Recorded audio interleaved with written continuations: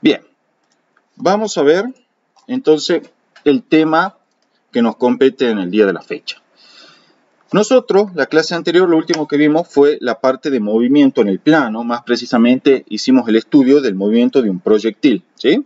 En un cierto campo gravitacional que en general es el terrestre. A continuación vamos a ver otro ejemplo de movimiento en el plano, es decir, un movimiento bidimensional. Esta vez es un movimiento muy particular que es el movimiento circunferencial. Pero comencemos por lo básico. Veamos y definamos lo que son las magnitudes rotacionales, pero antes de definirla, veamos qué es en efecto un movimiento circunferencial.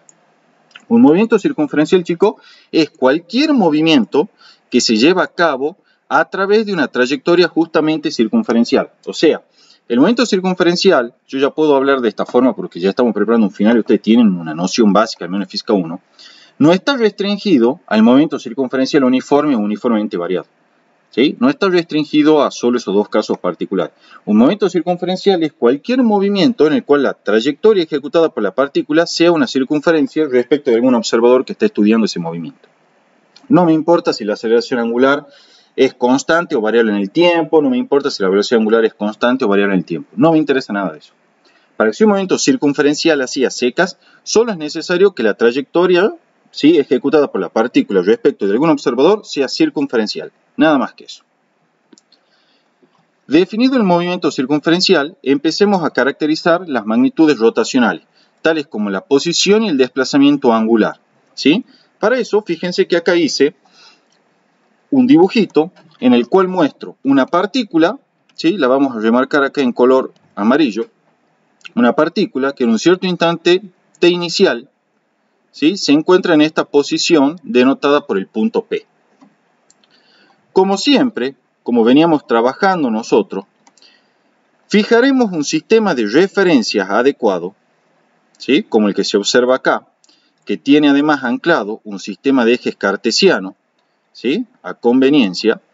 Yo en este caso elegí la orientación usual para el eje X y el eje Y. Y como siempre, la posición P de la partícula va a estar caracterizada por un vector posición, que es este que estoy dibujando en verde, el cual, como siempre, tiene origen en el origen de coordenadas de nuestros sistemas de referencia, ¿sí?, y tiene por extremo el punto P que denota la posición de la partícula en ese instante particular.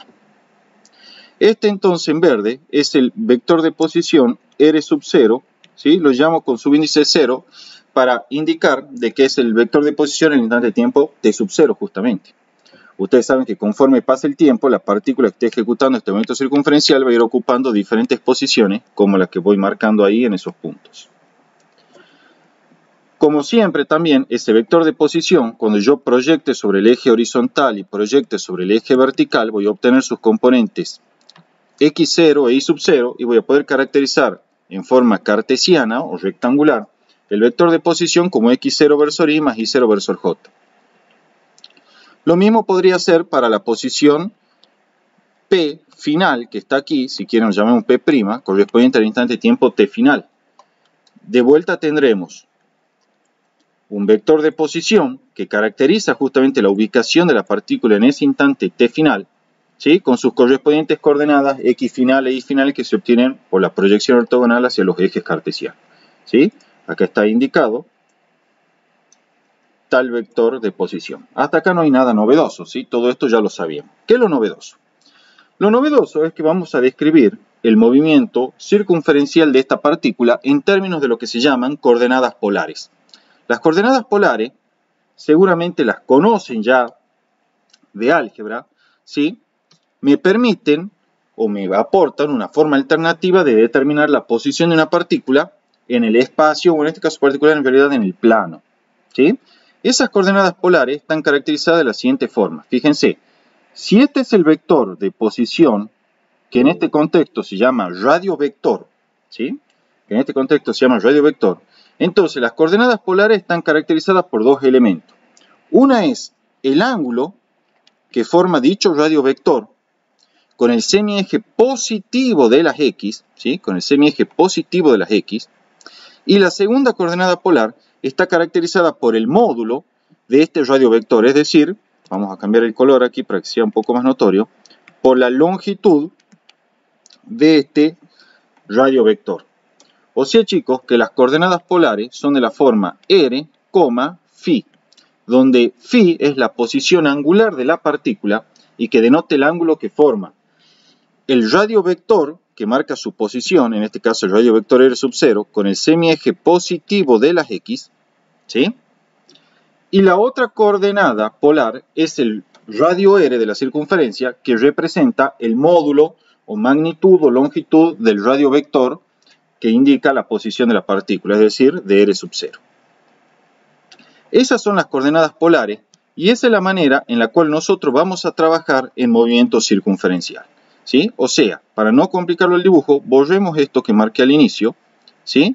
Y enfaticemos las magnitudes rotacionales que son en efecto las que vamos a utilizar y que son de especial interés para el movimiento circunferencial. Decíamos, teníamos la posición de la partícula acá en un instante dado cualquiera.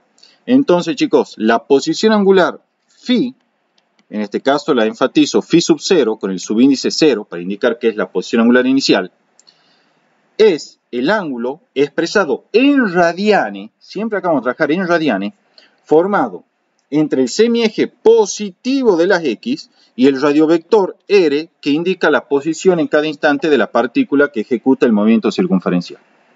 Eso es lo que se llama posición angular. Entonces, por ejemplo, en un instante t sub 0, como este que estábamos indicando acá, la posición angular phi sub 0 es esta de aquí. Por otro lado, para la posición final, ¿sí? T final que aparece acá, la posición angular es, desde luego, este ángulo indicado aquí. Y lo ponemos al subíndice F para enfatizar que es la posición angular final de la partícula. La magnitud de R, obviamente por estar ejecutando una trayectoria circunferencial, permanece constante en el tiempo. No se modifica, porque la circunferencia tiene un radio único, ¿sí? Ahora bien, es importante, ya una vez que conocemos cómo se mide la posición angular, lo repito por si no quedó claro, es el ángulo formado entre el semieje positivo de las x y el radiovector r que indica la posición de la partícula en cada instante, es importante asignar una convención de signos que se emplea. Veamos, aquí está indicado. Posición angular, chicos, lo denotamos con el ángulo phi. ¿Qué es la posición angular? Es el ángulo formado por el semieje positivo de las x y el vector de posición r, o radiovector, que indica justamente la posición de la partícula en cada instante. ¿Cuál es la convención de signos que vamos a emplear? La siguiente. La posición angular, chicos, es positiva si es medida en sentido antihorario y es negativa si es medida en sentido horario. O sea, dibujemos rápidamente. Si yo tengo una partícula que tiene esta posición P en algún instante de tiempo T, este es su radiovector R que indica su posición, entonces tengo dos formas de determinar su posición angular. Una es con un ángulo positivo, porque está medido en sentido antihorario, phi mayor que 0, pero ojo, esa no es la única manera de determinar su posición angular. Su posición angular también puede estar determinada, si mido en sentido horario, de esta forma así, mediante un ángulo phi', que va a ser menor que 0, porque justamente está medido en sentido horario. ¿Sí? Son diferentes maneras de determinar la posición angular de una partícula. Y vemos que para una posición dada de la partícula hay al menos dos posiciones angulares que representan perfectamente dicha posición de la partícula. Una positiva, medida en sentido antihorario, y una negativa, medida en sentido horario. ¿Sí? Las unidades que son fundamentales en este caso, siempre, chicos, en radianes. En movimiento circunferencial siempre vamos a trabajar en radianes, ¿sí? Todo lo que vemos acá es radianes, no trabajen con grados, ¿sí? Bien, ya tenemos caracterizada entonces la posición angular. Caractericemos ahora el denominado desplazamiento angular. El desplazamiento angular, ¿sí? Que está aquí indicado, disculpen porque justo me lo superpone. Desplazamiento angular lo denotamos como siempre con delta de phi. Y es la posición angular final menos la posición angular inicial. Desde luego, tal desplazamiento angular se va a expresar en radianes. ¿Cómo viene caracterizado entonces en el dibujo el desplazamiento angular? Y bueno, por ser justamente la diferencia entre dos ángulos, ¿sí? Si estoy a este ángulo phi final le resto este ángulo φ inicial, entonces el desplazamiento angular, chicos, será este ángulo que estoy marcando en negro acá. ¿Sí? Esto así, lo remarco un poco más. Será el desplazamiento angular delta de φ. ¿Sí? Disculpen ahí. Ese es el desplazamiento angular delta de φ. ¿Todo entienden? Es básico, ¿no? Diferencia entre dos ángulos. Ya lo saben eso desde la primaria, literal. Sí, sí. ¿Tienen alguna duda hasta acá, chicos? ¿Ninguna? Perfecto. Recuerden que a cualquier duda me van a interrumpir, ¿sí? Ahora vamos a definir algo, ¿sí? Que generalmente no está en los libros. De hecho, yo no lo vi en los libros, por lo menos no en los libros básicos de física, pero sin embargo en la cátedra a veces lo preguntan y lo evalúan, ¿sí? Para ver si ustedes van a las clases de teoría. Sin embargo, en los apuntes de este año no lo enseñaron, pero yo igual por las dudas lo vemos. Resulta, chicos, que todas las magnitudes que vamos viendo hasta ahora, esto es la posición angular y el desplazamiento angular, se le puede asignar una dirección y un sentido. En otras palabras, podemos asignar u obtener una representación vectorial de dichas magnitudes, ¿sí? Ya saben que una magnitud vectorial es aquella que tiene módulo, dirección y sentido. Entonces, ¿cómo se representa vectorialmente justamente el vector de posición angular? ¿Sí? Que por cierto, lo vamos a denotar de esta forma, φ y la flechita arriba para indicar que es vector.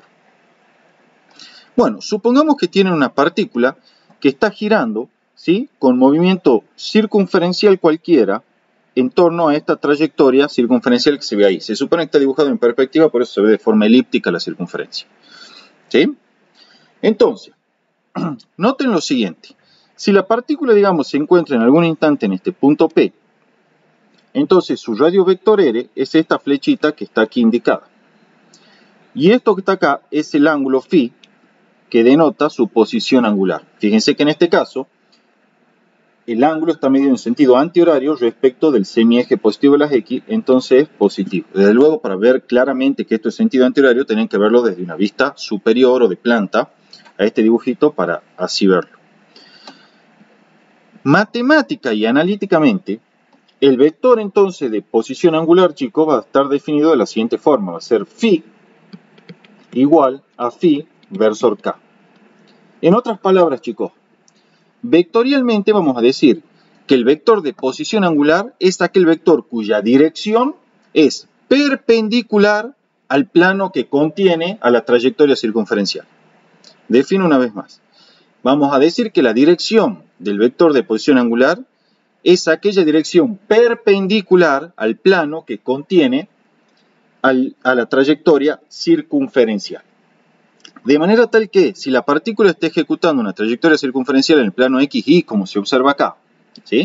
Fíjense que este es el eje X y este es el eje Y, ¿sí? La circunferencia entonces está totalmente contenida en el plano XY. De acuerdo a lo que acabamos de explicar, entonces el vector de posición angular es aquel cuya dirección es perpendicular al plano que contiene a la trayectoria circunferencial. En otras palabras, para esta situación particular, el vector de posición angular será paralelo al eje Z, ¿sí? Su dirección es coincidente con la del eje Z.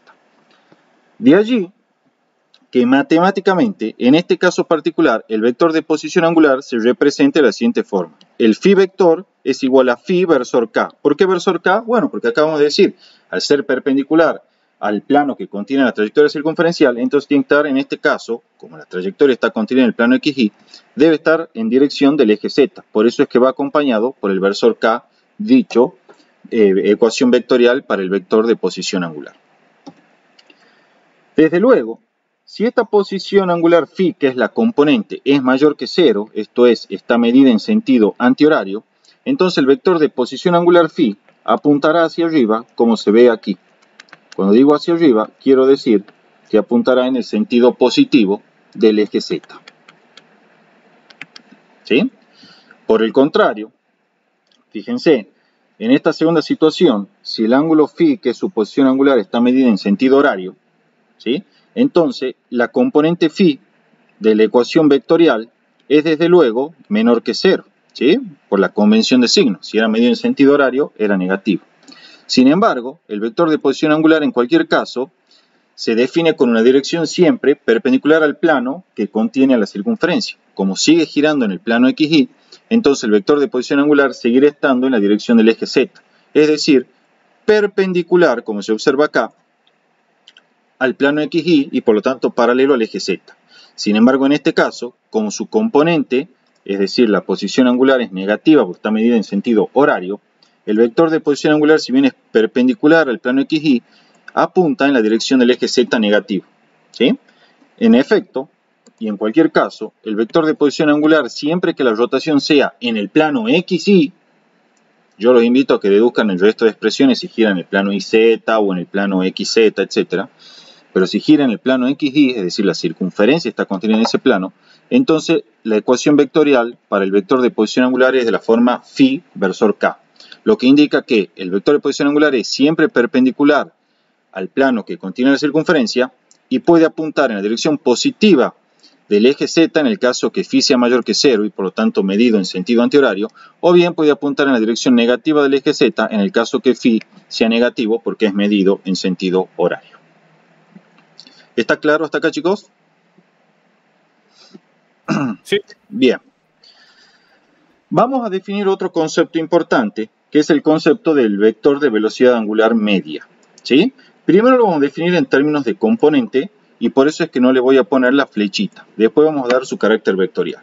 ¿Sí? La componente del vector de velocidad angular media, y cuando digo componente quiero decir que es un número cualquiera real, puede ser positiva o negativa, o incluso cero, como cualquier componente de un vector, se define como el desplazamiento angular sobre el intervalo de tiempo en el cual se efectúa dicho desplazamiento angular. En forma explícita, esto es la posición angular final menos la posición angular inicial sobre el tiempo final menos el tiempo inicial.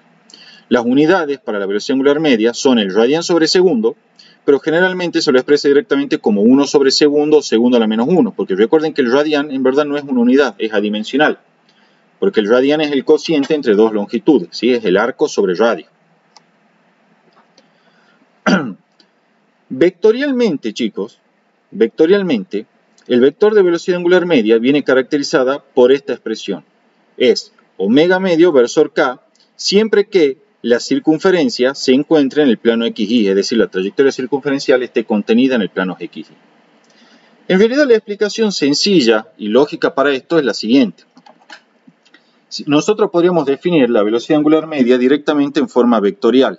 Esto es, como el desplazamiento angular en forma vectorial sobre delta de t. Entonces ustedes fíjense lo siguiente. Si yo dibujo la trayectoria, ¿sí?, circunferencial contenida en el plano XY, como se observa acá, nosotros sabemos que en este contexto el vector de posición angular siempre queda contenido en el eje Z. Entonces, por ejemplo, este podría ser el vector de posición angular al inicio, y si está incrementando su posición angular, entonces este podría ser el vector de posición angular al final.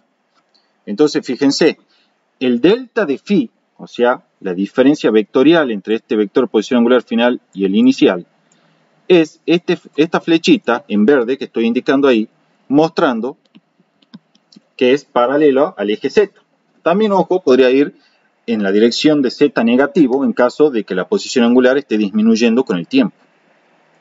En cualquier caso, y lo que yo quiero mostrar es lo siguiente. En virtud de eso, vemos que este vector de desplazamiento angular, phi, es siempre paralelo al eje OZ.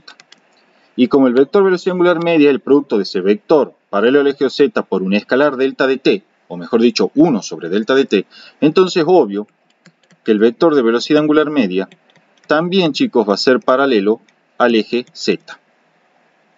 De allí que el vector velocidad angular media se caracterice, si la circunferencia está contenida en el plano XY, de la siguiente forma analítica. Dicho vector es igual a su componente seguida del versor k, indicando que la misma, o el mismo vector, mejor dicho, está en la dirección del eje Z. En el caso particular que la componente de velocidad angular media sea mayor que 0, entonces este vector velocidad angular media apuntará en la dirección del eje Z positivo. Si esta es negativa, apuntará en la dirección del eje Z negativo. Aquí están los dibujitos de hecho.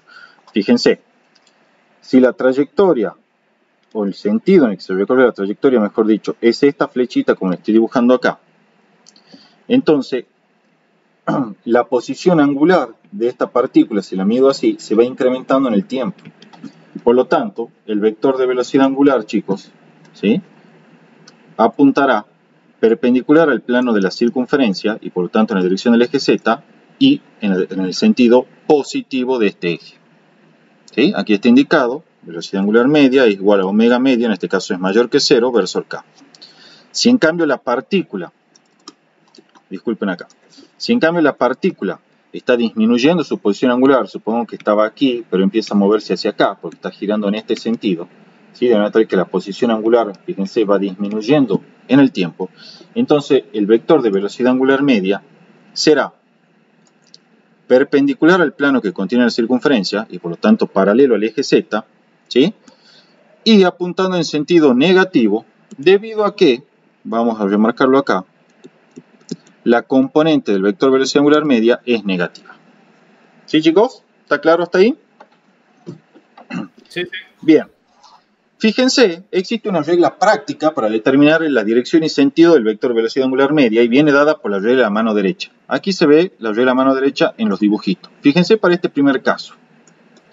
La regla de la mano derecha dice, para determinar la dirección y sentido del vector velocidad angular media, gira los dedos de la palma derecha en el sentido de rotación de la partícula. ¿Ven? Como está aquí la flechita. En ese contexto, el pulgar apunta en la dirección y sentido del vector velocidad angular media. Por eso el vector velocidad angular media que está apuntando hacia arriba. ¿Lo ven? En este segundo caso, si el sentido de rotación es así como lo estoy marcando acá con la flechita, entonces la regla de la mano derecha de nuevo es la misma. Me dice, gira, ¿sí?, los dedos de la palma derecha en el sentido de rotación de la partícula. ¿Sí? En el sentido de rotación de la partícula.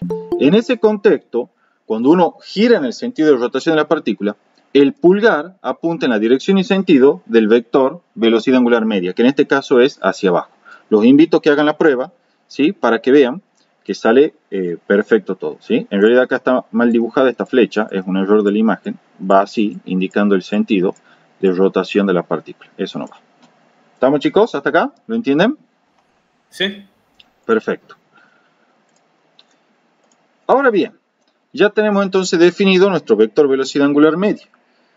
Definamos ahora el vector de velocidad angular instantánea o simplemente velocidad angular omega, como se escribe acá. Esto es omega, ¿no? No le digan W, por favor. Yo sé que ustedes tienen chochera con decirle W a esto. Es omega. La velocidad angular omega en componentes al menos, ¿sí?, como la componente del vector, por eso es que pongo perteneciente a los reales, porque como toda componente de un vector puede ser positiva, negativa o cero, se define simplemente como la componente de la velocidad angular media, pero evaluada en un intervalo de tiempo infinitesimal, o sea, tan pequeño como se desee. En términos rigurosos, la velocidad angular instantánea no es más que la derivada de la posición angular respecto del tiempo. Sus unidades son el radián sobre segundo, o 1 sobre segundo, o segundo a la menos 1. Cualquier forma es usual encontrarla en los diferentes libros. ¿Sí? De vuelta, tenemos que el vector de velocidad angular, ¿sí?, ahora hablando de forma vectorial, es decir, con módulo, dirección y sentido, si es que la trayectoria circunferencial está contenida en el plano XY, viene caracterizado por la siguiente ecuación vectorial. El vector velocidad angular instantánea es su componente seguida del versor K. En otras palabras, esta ecuación me está diciendo que el vector de velocidad angular instantánea es, al igual que lo que ocurrió con las magnitudes de rotación anteriores, perpendicular al plano en el cual está contenida la trayectoria circunferencial. ¿Sí?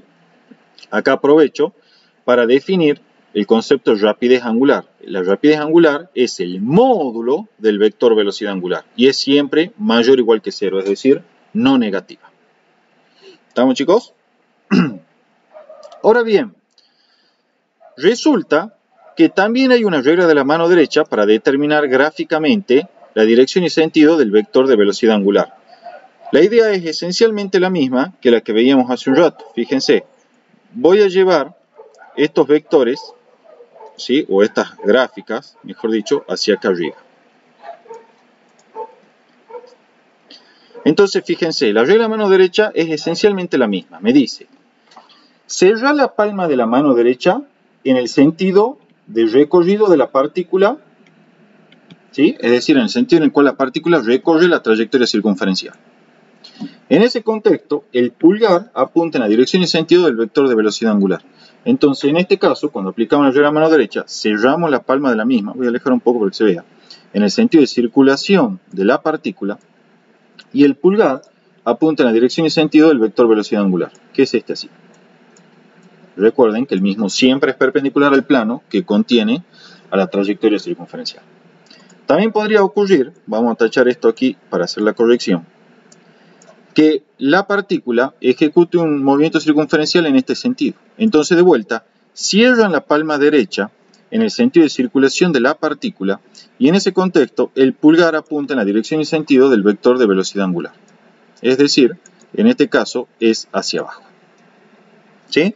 Ese es un método práctico y sencillo para determinar, chicos, la dirección y sentido del vector de velocidad angular en cada instante, conocido el sentido de recorrido de la partícula para la trayectoria justamente circunferencial. ¿Alguna duda hasta acá? No. Bien. Seguimos entonces, chicos, y veamos ahora el concepto de aceleración angular media. La aceleración angular media, chicos, se puede definir también de manera vectorial, pero primero la vamos a definir en términos de componentes, ¿sí? Esta va a ser la componente, vamos a anotarlo aquí, esto va a ser la componente de nuestro vector de aceleración angular. Como toda componente pertenece a los reales, por lo que puede ser positiva, negativa o cero. ¿Cómo se define la aceleración angular media? Como el cambio de velocidad angular dividido en el intervalo de tiempo en el cual se produce dicho cambio. Esto es, en forma explícita, la velocidad angular final menos la velocidad angular inicial sobre el tiempo final menos el tiempo inicial. ¿Cuáles son las unidades de la aceleración angular media? El radian sobre segundo cuadrado o 1 sobre segundo cuadrado, segundo a la menos 2. Son diferentes formas de expresar la aceleración angular media. Desde luego, el vector aceleración angular media va a tener la dirección y sentido del cambio del vector de velocidad angular. De manera tal que la aceleración angular media es siempre paralela al cambio del vector velocidad angular. Esto, si ustedes prestan atención, es totalmente análogo a lo que aprendimos en las clases anteriores, donde veíamos que la aceleración media era paralela al cambio del vector velocidad instantánea. ¿Sí? Es totalmente análogo. Entonces, si ustedes quieren conocer cómo es el vector de aceleración angular media en cada instante, basta, chicos, con que simplemente vean cuál es el cambio, o mejor dicho, la dirección y sentido del cambio del vector velocidad angular y ya con eso estará determinado. Por ejemplo, miren, si yo tengo que la velocidad angular al inicio es este vector, recuerden que es siempre perpendicular al plano que contiene la circunferencia y su sentido viene dado por la regla mano derecha, y después tenemos que el vector velocidad angular final en otro instante posterior es este vector así. Entonces, es evidente que el cambio de velocidad angular vectorialmente hablando es este vector en azul ahí. Entonces, como el vector en azul, que es el delta de omega, ¿sí?, apunta hacia arriba, y bueno, el vector aceleración angular media apuntará también, chicos, hacia arriba, como se observa acá. ¿Sí? Esto está aquí. Acá salió un poco borroso, pero no se preocupen, en los PDF que yo compartí está bien clarito todo. Es el vector aceleración angular media. También, desde luego, pueden tener el caso contrario. Por ejemplo, si esta es la velocidad angular al inicio, ¿sí?, pero la misma va disminuyendo en magnitud, de manera tal que el vector se va haciendo más cortito, entonces ahora el cambio del vector velocidad angular es hacia abajo. ¿Sí? Y por lo tanto la aceleración angular media, como se indica acá, es hacia abajo, es decir, en el sentido del eje Z negativo. ¿Está claro esto, chicos? Sí. Buenísimo. Profe, Sí. ¿está lo equivalente a la rapidez en el movimiento circunferencial? Sí, de hecho lo acabamos de ver, Tomás. Está aquí, mira, la rapidez angular, ¿sí? Es justamente el módulo de la velocidad angular instantánea. Sí, sí, pero yo me refería en el caso de la velocidad angular media. Vos decís si hay una rapidez media. Sí. La rapidez media es la misma en todos los casos. Porque la rapidez media siempre es la longitud de la trayectoria sobre delta de t. Pero esta no tiene un análogo rotacional, digamos. ¿Sí?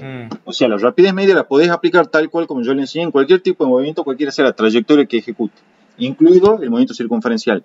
Pero no tiene un análogo rotacional en el sentido que no hay una rapidez media que quede expresada en términos de radianes por segundo. No, eso no hay. ¿Estamos? Sí. Bien. Y de nada. Y recuerden, chicos, esto va para todos, que la rapidez media no es el módulo de la velocidad media. ¿Sí? Porque esa es la metida de pata típica de los finales. No es el módulo de la velocidad media la rapidez media. El módulo de la velocidad media se llama así, módulo de la velocidad media. Bien. Definamos ahora entonces, chicos, el concepto de aceleración angular instantánea, que lo denotamos con la letra griega eta. ¿Sí? En componente, es decir, la componente escalar del vector eta, por eso no le pongo la flechita, se define simplemente como la componente de la aceleración angular media evaluada en un tiempo, o en un intervalo de tiempo en realidad, tan pequeño como se desee. En términos estrictos, esto no es más que la derivada de la velocidad angular respecto del tiempo. Sus unidades, como siempre, son radianes sobre segundo cuadrado o 1 sobre segundo cuadrado segundo a la menos 2. Vectorialmente, la aceleración angular instantánea, siempre que el movimiento circunferencial se lleve a cabo en el plano XY, viene caracterizada vectorialmente mediante la siguiente expresión.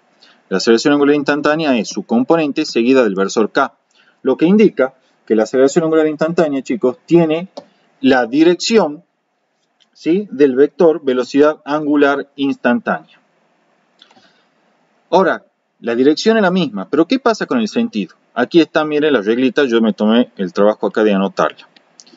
El vector aceleración angular tiene igual sentido que el vector de velocidad angular instantánea si la rapidez crece. ¿Sí? Y el vector aceleración angular tiene sentido opuesto al vector velocidad angular instantánea si la rapidez omega decrece. ¿Estamos? Entonces, fíjense acá en un dibujito, es más fácil verlo que con palabras. Aquí está el vector, vamos a dibujarlo todo, el vector velocidad angular instantánea. Entonces, chicos, si la rapidez crece, como lo estoy marcando acá abajo, ¿sí?, la rapidez angular crece, entonces la aceleración angular instantánea tiene la misma dirección y sentido que el vector velocidad angular instantánea. Por el contrario, si esta es, por ejemplo, el vector velocidad angular instantánea y su rapidez o magnitud está decreciendo, entonces la aceleración angular instantánea es antiparalelo a él, es decir, en sentido opuesto. ¿Sí? La regla general es esta así. Incluso la podemos hacer todavía más general. Si omega y eta tienen igual sentido, entonces la rapidez angular crece. Pero también el recíproco es cierto. Si la rapidez angular crece, entonces omega y eta tienen igual sentido. Y si omega y eta tienen sentido opuesto, entonces la rapidez angular decrece. Pero el recíproco también es cierto. Si la rapidez angular decrece, entonces la velocidad angular instantánea y la aceleración angular tienen sentido opuesto. ¿Sí, chicos? ¿Está entendido hasta acá? Sí. Perfecto. Entonces, si a ustedes le dan un ejercicio, ahora no sé cómo le van a tomar, pero si le dan un ejercicio y le dicen, mira, esto está girando en este sentido.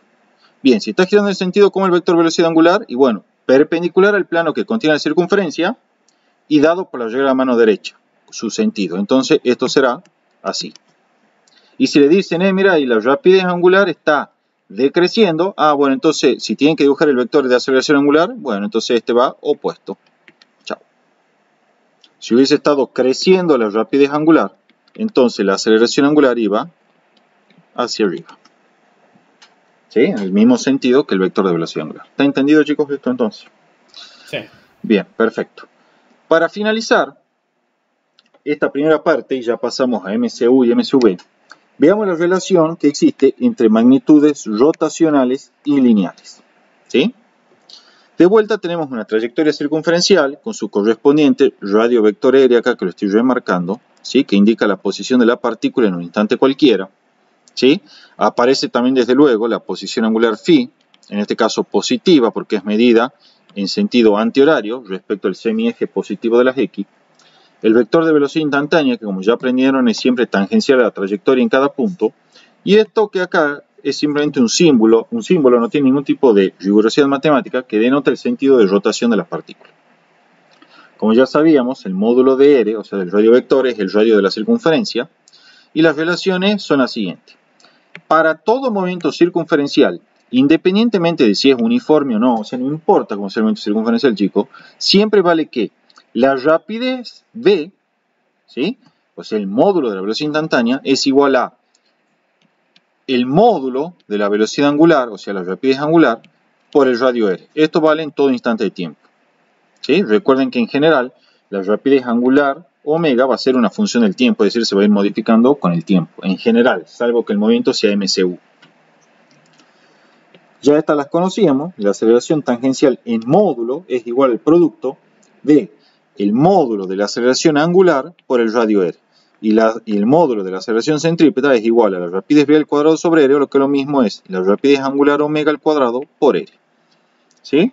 Estas son todas relaciones en módulo, no son relaciones vectoriales. O sea, no escriban esto así. Yo una vez vi, hace mucho tiempo, no era de la facultad obviamente, un profesor que escribía esta burrada así. ¿Entienden cuál es el inconveniente de escribir eso?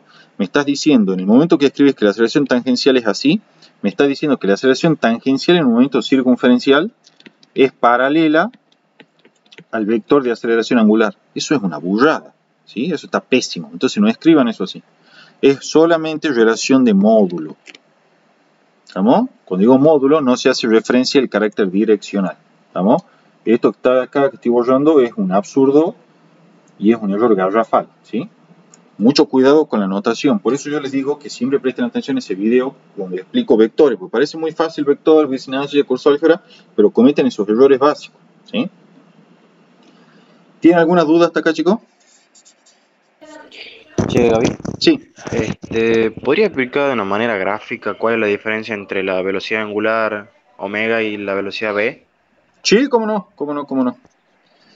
Si vos tenés, tratemos de dibujar un poco en perspectiva, así, bueno, tomen en cuenta que estoy dibujando en una pantalla, ¿no? Así que vamos a tener el y, el x acá. Bueno, supongamos que la trayectoria, sea esta elipse así, en el plano x.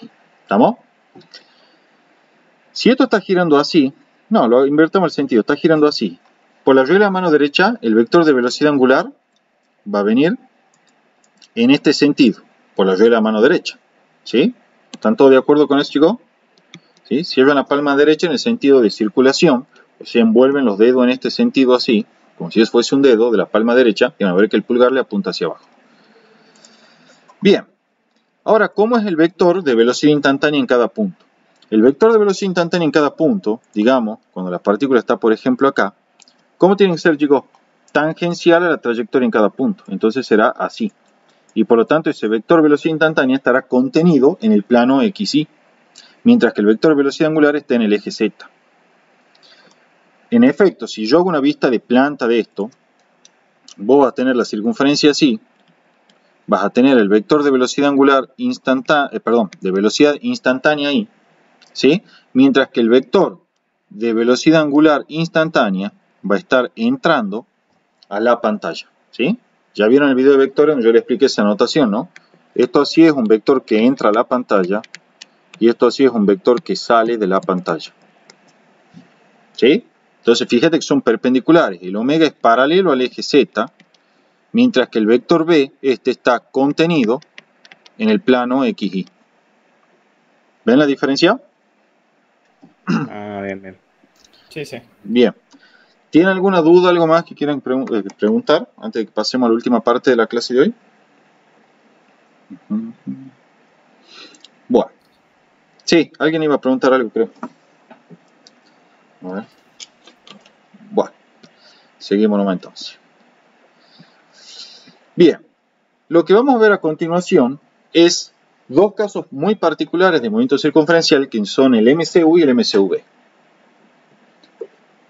Son bastante sencillos de ver y de hecho son totalmente análogos a lo que vimos para movimientos rectilíneos uniformes y uniformemente variados. En efecto, veamos qué es lo que ocurre acá. El movimiento circunferencial uniforme, o simplemente MCU, está caracterizado de la siguiente forma. Es aquel movimiento en el cual el vector de velocidad angular instantánea coincide con el vector de velocidad angular media en cualquier intervalo de tiempo. O lo que es totalmente equivalente en forma más sencilla, el vector de velocidad angular instantánea es un vector constante. ¿Sí? Totalmente análogo al MRU, donde el vector velocidad instantánea coincide con el vector velocidad media, o lo que era equivalente, el vector velocidad instantánea era constante. ¿Sí? Ahí está. Bien. En componentes, nosotros sabemos que, en primer lugar, por ser un movimiento circunferencial uniforme, el vector velocidad angular coincide con el vector velocidad angular media. En particular, sus componentes van a ser coincidentes, por eso es que no le he puesto la flechita arriba. La componente de la velocidad angular media es el delta de phi sobre el intervalo de tiempo en el cual se lleva a cabo. Esto es, la posición angular phi de t, si la despejo de acá, va a quedar, paso multiplicando el delta de t y sumando el phi de t inicial. Entonces quedará el phi de t, es decir, la posición angular en cualquier tiempo t en el momento circunferencial uniforme, es igual a la posición angular al inicio más la velocidad angular instantánea por el intervalo de tiempo evaluado.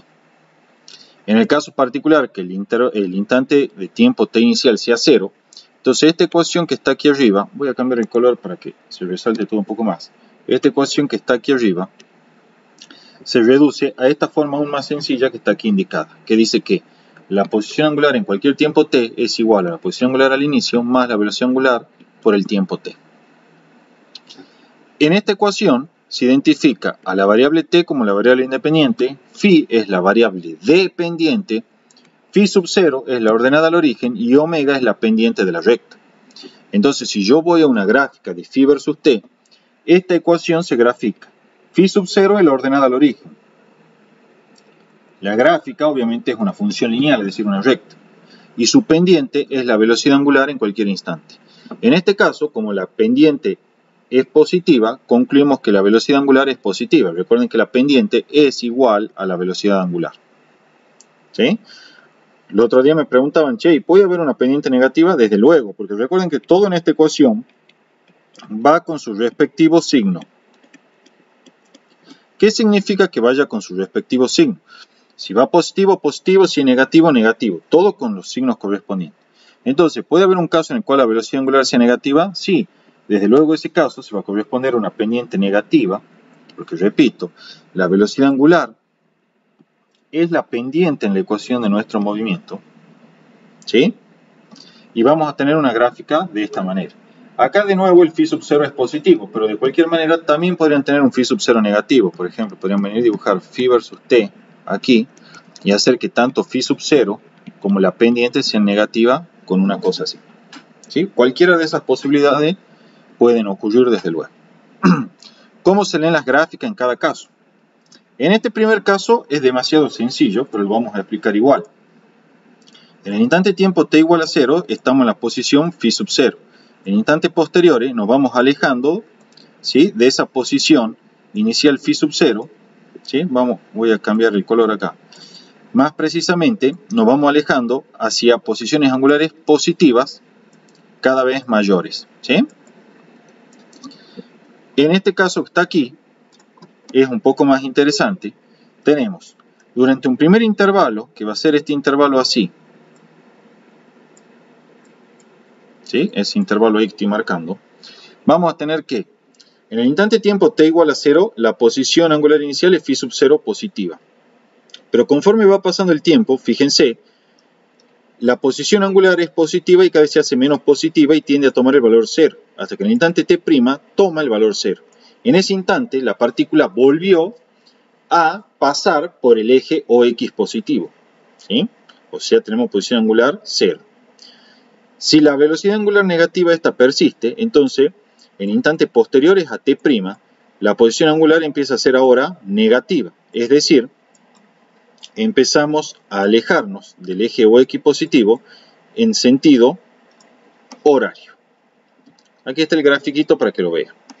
Inicialmente, nuestra partícula estaba en un tiempo t0 igual a 0 ahí, ¿sí?, y formaba esta posición angular inicial, phi sub 0. Conforme fue pasando el tiempo, la partícula fue regresando, ¿sí?, hacia la posición correspondiente a la intersección con el eje OX. En este instante estamos en el tiempo t', donde la posición angular, desde luego, vale 0. ¿Sí? Aquí está, miren. Este es el t', ¿sí?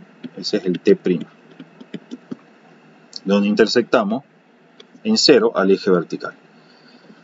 Como la velocidad angular persiste, ¿sí?, esta partícula luego empieza a desplazarse en este sentido. Por lo tanto, empieza a adquirir, fíjense, posiciones angulares medidas en sentido horario y por lo tanto negativas. De allí que la gráfica, para tiempos posteriores a t', es decir, para aquí, empieza a tomar valores negativos de la posición angular. Así es como se lee esa gráfica. ¿Está entendido, chicos, eso? Sí. Bien.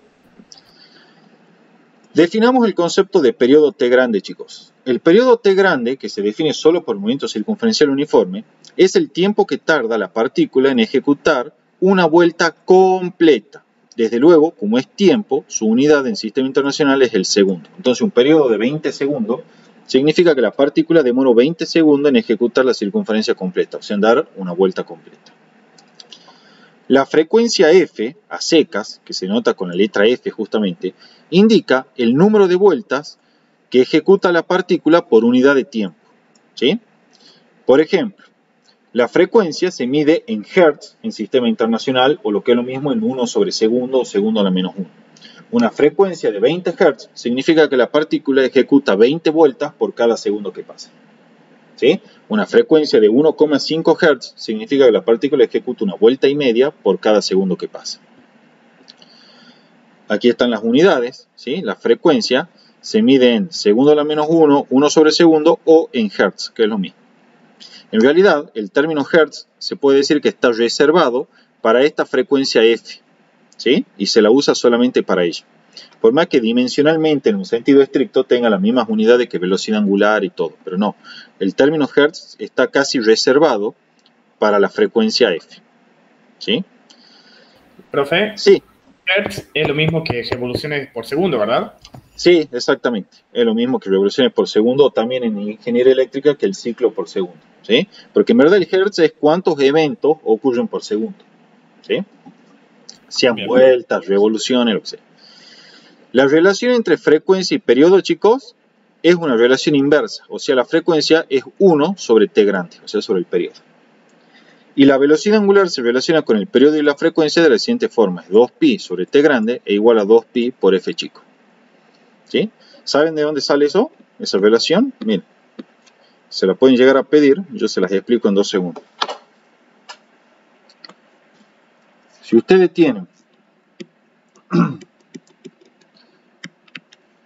una partícula que ejecuta un movimiento circunferencial uniforme, entonces yo puedo calcular la velocidad angular media en una vuelta completa, ¿sí? Entonces, la velocidad angular media en una vuelta completa será el desplazamiento angular sobre el tiempo en el cual lo hace. Ahora bien, el desplazamiento angular al cabo de una vuelta completa es ¿cuánto, chicos? 2pi. Ok. Exacto, es 2pi. ¿Y qué tiempo le toma dar una vuelta completa en un movimiento circunferencial uniforme por definición? El periodo. El periodo. Y como el movimiento circunferencial uniforme coincide la velocidad angular media con la velocidad angular instantánea, tenemos que 2pi sobre t es igual a la velocidad angular instantánea. De ahí sale esa ecuación, ¿sí? Obviamente, como la frecuencia es 1 sobre t, también la puedo escribir como 2pi por f. ¿Está claro eso, chicos? Sí. Bien. Veamos ahora algo más, que es un poquito más interesante, que es el movimiento circunferencial uniformemente variado.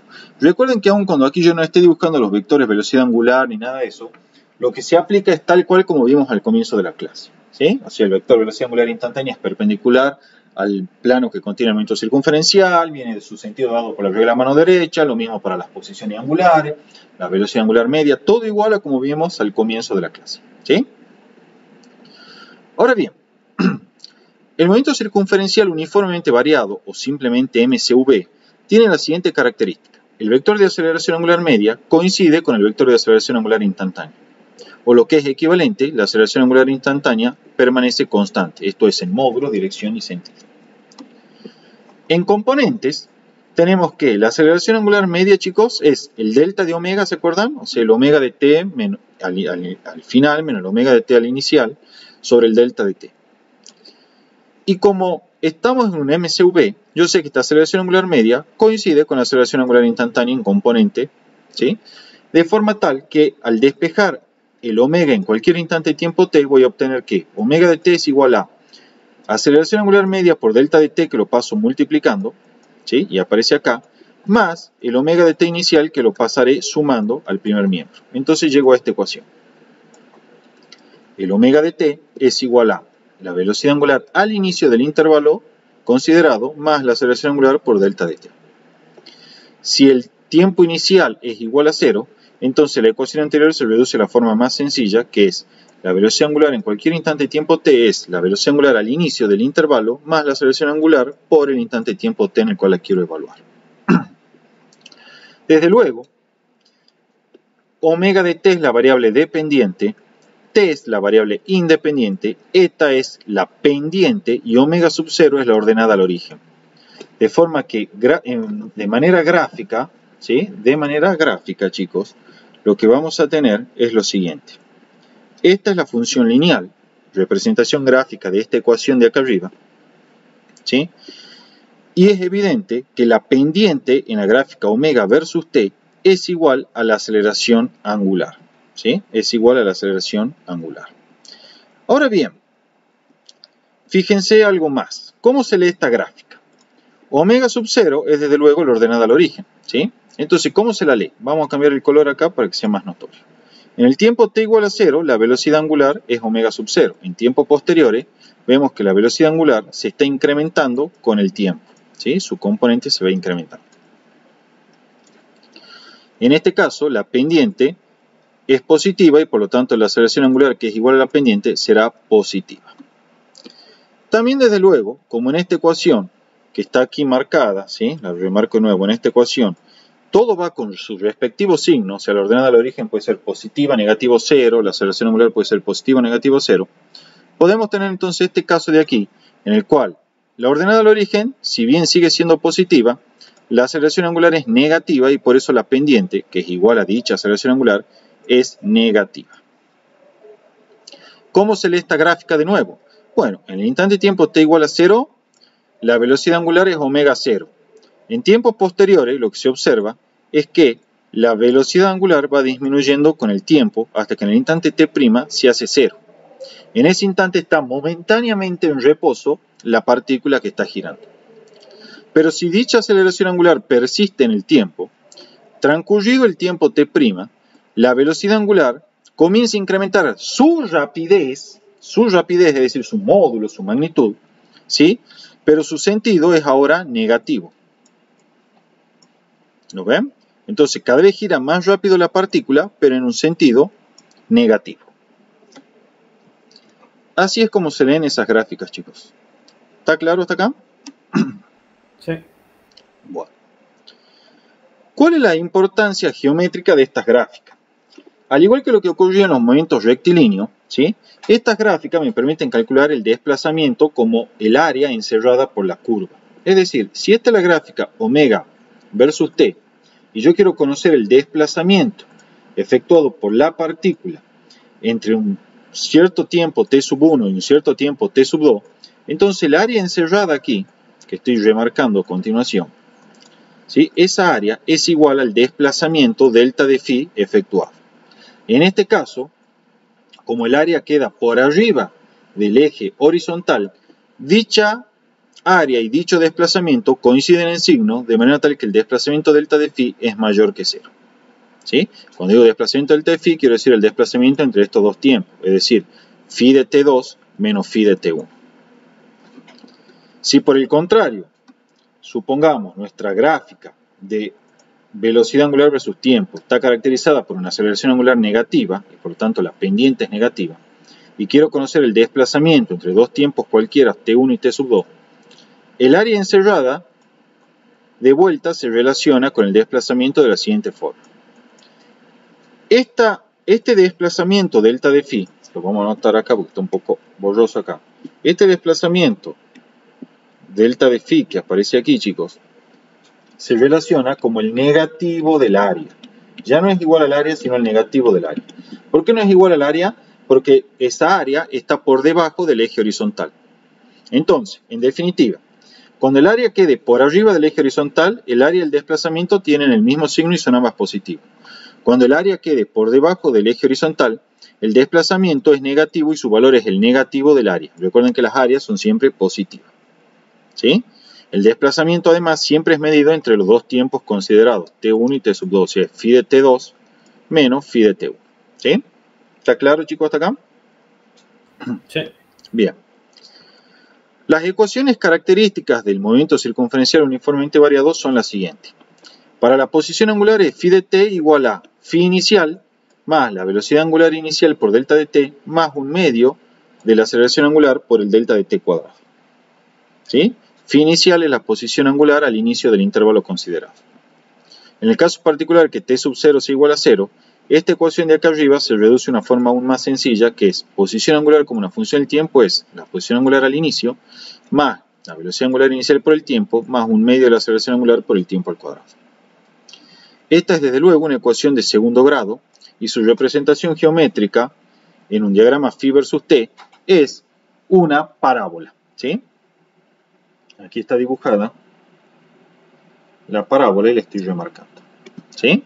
Desde luego, dependiendo del signo de la aceleración angular, que me va a determinar el signo del coeficiente cuadrático, si la aceleración angular es mayor que 0 positiva, la parábola es cóncava hacia arriba. Pero si la aceleración angular es negativa, la parábola es cóncava hacia abajo. ¿Sí?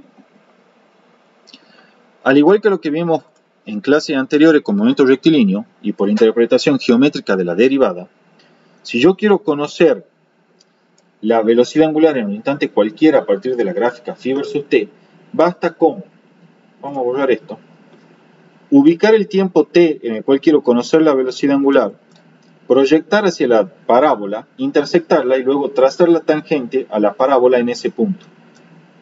Luego la pendiente de esa tangente es la velocidad angular instantánea en ese punto. Fíjense que en este caso, como la pendiente de esta recta en amarillo o naranja es positiva, entonces la velocidad angular en ese instante es positiva.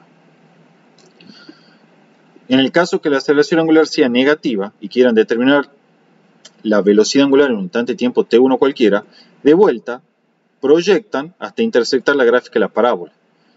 Donde se produce tal intersección, que es este punto de acá, trazarán una tangente, como se observa aquí, de manera tal que la pendiente de dicha tangente, chicos, ¿sí?, es la velocidad angular en ese instante. Fíjense que, como la pendiente en este caso es negativa, la velocidad angular t sub 1 en ese instante es negativa.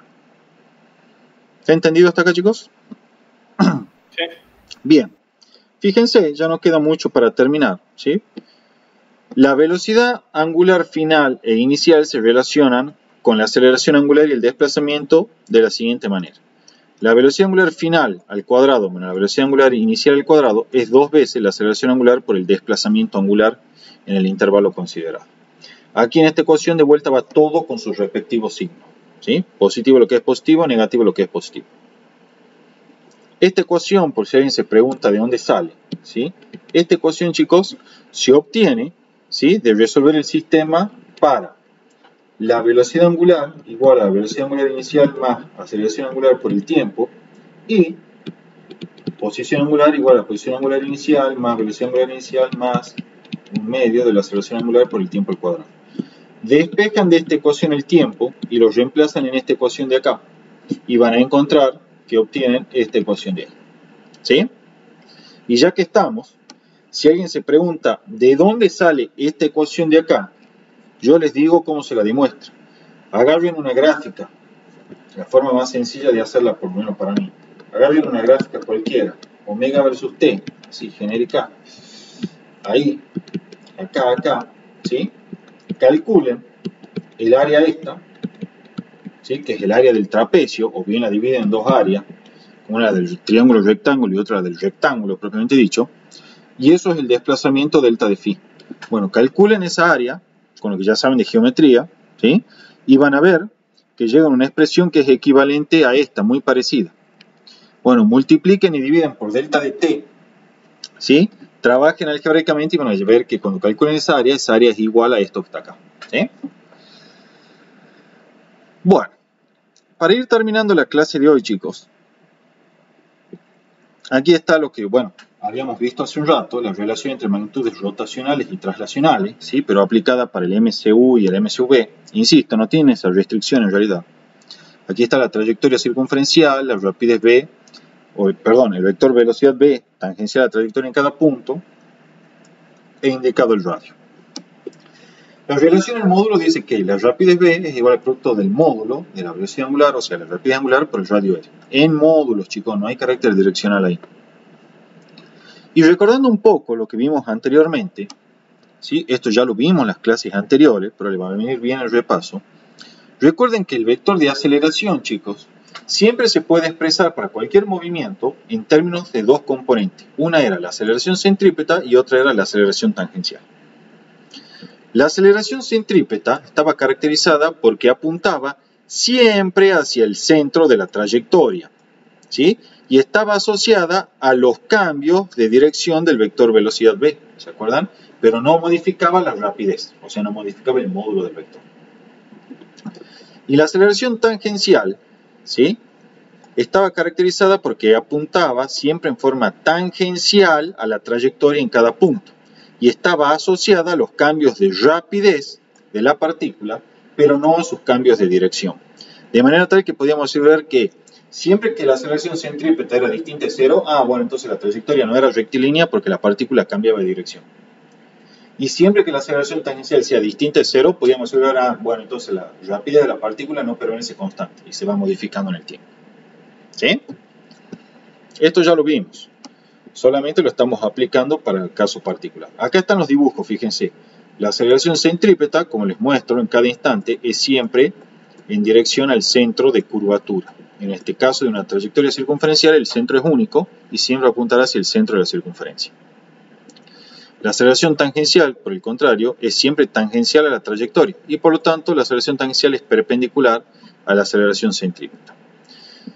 Aquí también está indicada la aceleración tangencial. Fíjense una propiedad importante, que también ya la vimos en las clases anteriores.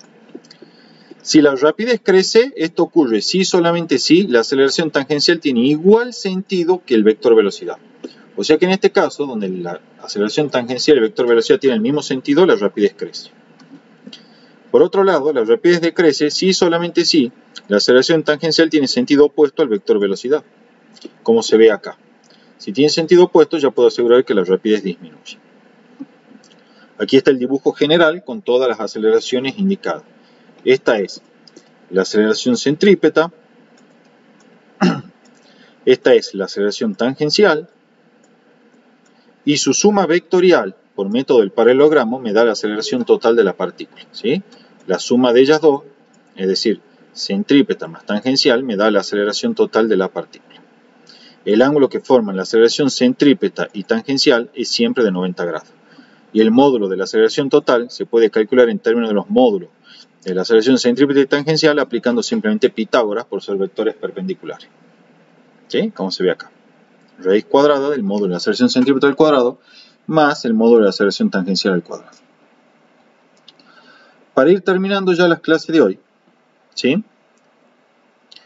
simplemente enfaticemos unas cosas que ya las vimos también, pero las vemos de vuelta. El módulo de la aceleración centrípeta se puede calcular de dos formas. Una es v cuadrado sobre r, ¿sí?, y otra es el módulo de la velocidad angular al cuadrado por r.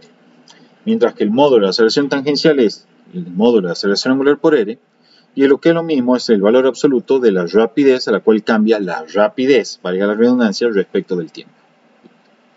Por eso es que fíjense, si la rapidez v llega a ser constante, entonces, chicos, su derivada, ¿cuánto vale?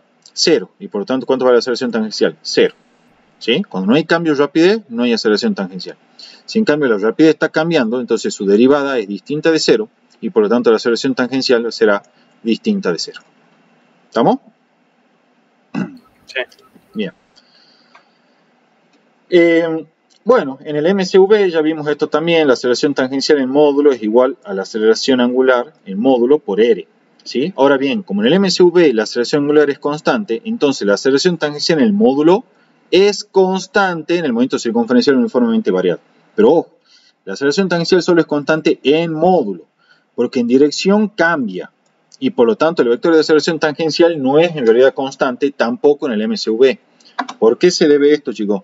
Si usted tiene la trayectoria circunferencial, el vector de aceleración tangencial, ustedes saben que es tangencial a la trayectoria en cada punto. Entonces su dirección está cambiando en el tiempo. Por lo tanto, como ya su dirección cambia, ya puedo asegurar que el vector de aceleración tangencial es distinto de constante. Recuerden, para que cambie el vector, solo basta con que cambie o su dirección, o su módulo, o su sentido. ¿Sí? Solo basta que cambie alguno de esos y ya está. Ahora bien, sin embargo, el módulo en este caso, si es el MCV, sí es constante, porque es igual a eta por r, donde r es constante porque es el radio de la circunferencia, y eta es constante porque en el MCV la aceleración angular permanece constante. ¿Sí? Entonces el módulo es constante, pero no en dirección y por tanto vectorialmente no es constante la aceleración tangencial en el MCV. En el MCU, la velocidad angular es constante y por lo tanto la aceleración angular es 0 y entonces concluimos que la aceleración tangencial, que es igual al producto de esta aceleración angular nula por el radio, es igual a 0. Entonces en el MCU, chicos, la aceleración tangencial es nula. ¿Sí? Ahora sí, ya esto es lo último que vemos, ¿sí? Es un poco de la dinámica del movimiento circunferencial. Con esto queda ya totalmente terminada la clase de ahora de la mañana. Resulta, chicos, que la segunda ley de Newton vale para todo observador inercial, tal y como vimos en las clases anteriores. Y además se verifica en todo tiempo t e independientemente de cuán compleja sea la trayectoria, ¿sí? E independientemente de cómo incluso oriente los ejes de mi sistema de referencia. En otras palabras, mientras el observador sea inercial, chicos, siempre se va a verificar que el producto de la masa por la aceleración es igual a la fuerza neta que actúa sobre la partícula, sin importar qué tan complicada sea la trayectoria. Por lo tanto, en particular, cuando la partícula ejecuta una trayectoria circunferencial como la que se ve acá, es esencialmente válido el hecho de que, vamos a hacer aquí un acercamiento, la fuerza neta es igual al producto de la masa por la aceleración, ¿sí? En cualquier instante del tiempo t. Resulta, chicos, que a esa fuerza neta, ¿sí? Que la tenemos acá dibujada en forma un poco más prolija, más limpio el dibujo, la podemos descomponer en dos direcciones. Una es la fuerza tangencial y otra es la denominada fuerza centrípeta. La fuerza tangencial no es más que la proyección de la fuerza neta en la dirección tangencial a la trayectoria, ¿sí? O lo que es lo mismo, la proyección de la fuerza neta en la dirección de la aceleración tangencial. Está asociada a los cambios de rapidez de la partícula. Mientras que la fuerza centrípeta es la proyección de la fuerza neta en la dirección radial a la trayectoria. Y está asociada a los cambios de dirección del vector velocidad, o lo que es equivalente, la fuerza centrípeta es la proyección de la fuerza neta en la dirección de la aceleración centrípeta. Aquí está el dibujito. Si la aceleración tangencial viene así, miren, la voy a dibujar con otro color. Viene así. Entonces, chicos, la fuerza tangencial es la proyección de esta fuerza neta, que estoy remarcando también en amarillo, en la dirección de la aceleración tangencial. Y por lo tanto, la fuerza tangencial será esta que voy a marcar ahora en azul. Ahí. ¿Todos entienden eso? Ahora bien. Fíjense. Por otro lado, la fuerza centrípeta es la proyección, ¿sí?, de la fuerza neta en la dirección de la aceleración centrípeta. Entonces, como la aceleración centrípeta viene hacia el centro, digamos así, la proyección de la fuerza neta en la dirección de la aceleración centrípeta será esta así, y por lo tanto, la fuerza centrípeta, que es dicha proyección, será esta así. ¿Lo ven, chicos? En otras palabras, la fuerza centrípeta es paralela a la aceleración centrípeta y la fuerza tangencial es paralela y con el mismo sentido que la aceleración tangencial. Su suma vectorial me dará la fuerza neta, que está indicada acá, que estoy marcando en celeste, ¿sí?, tal y como se observa en esta expresión vectorial, ¿sí? Ahí me lo deschapa el método del paralelogramo, que si sumo la fuerza tangencial con la fuerza centrípeta, obviamente obtengo la fuerza neta o total que actúa sobre la partícula, ¿sí? Matemáticamente, la fuerza centrípeta es el producto de la masa por la aceleración centrípeta. De allí que también se pueda verificar analíticamente que la fuerza centrípeta siempre es paralela a la aceleración centrípeta. De hecho, como dijimos, es la proyección de la fuerza neta en la dirección de la aceleración centrípeta. Y la fuerza tangencial es el producto de la masa por la aceleración tangencial. De allí que se puede asegurar que la fuerza tangencial es siempre paralela y con el mismo sentido de la aceleración tangencial. De hecho, es la proyección de la fuerza neta en la dirección de dicha aceleración. En módulos, porque estas son relaciones vectoriales, por eso tiene la flechita, el módulo de la fuerza centrípeta es la masa por la aceleración centrípeta en módulo, y la fuerza tangencial en módulo es la masa por la aceleración tangencial en módulo. Como la fuerza neta es la fuerza centrípeta más la fuerza tangencial, también podemos escribir la fuerza neta como el producto de la masa por la aceleración centrípeta más la masa por la aceleración tangencial. Todas relaciones vectoriales.